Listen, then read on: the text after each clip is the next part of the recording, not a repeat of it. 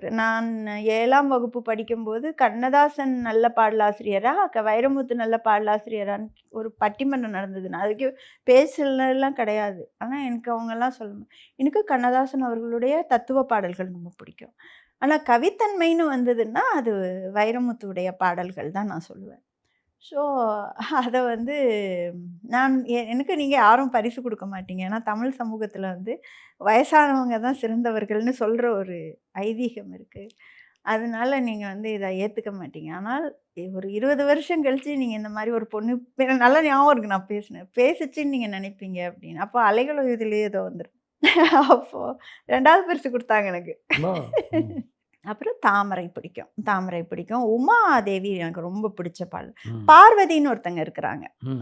அவங்களுடைய இசை அந்த ஜதிக்கு தக்க "கண்ணுக்குள் பொத்தி வைத்தேன் என் செல்ல கண்ணனே வா" அதெல்லாம் அவங்களோட பாடல்கள் ரொம்ப பிடிக்கும்.